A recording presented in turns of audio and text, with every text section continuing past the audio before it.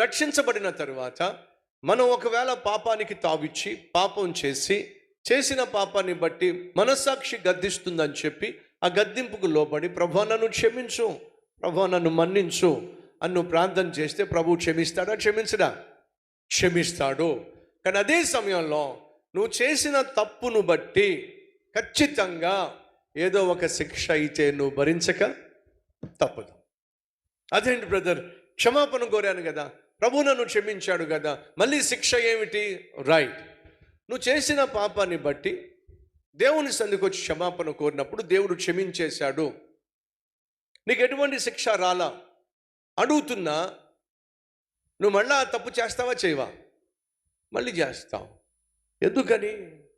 ఏ తప్పు చేసినా, ఎన్నిసార్లు తప్పు చేసినా ప్రభు క్షమించేస్తున్నాడు కాబట్టి నువ్వేం చేస్తావు? మళ్ళీ తప్పు చేస్తావు.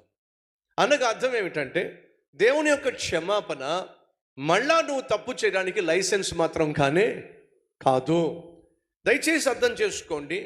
రక్షించబడిన తరువాత నువ్వు తెలిసి తప్పు చేసి దేవుని దగ్గరకు వచ్చి క్షమాపణ కోరుకొని పశ్చాత్తాపడి నేను చేసింది తప్పు ప్రభువా నన్ను క్షమించు అని నువ్వు ప్రార్థన చేసినప్పుడు దేవుడు క్షమిస్తాడు. కానీ నువ్వు చేసిన తప్పును బట్టి, చేసిన పాపమును బట్టి చెల్లించక తప్పదు.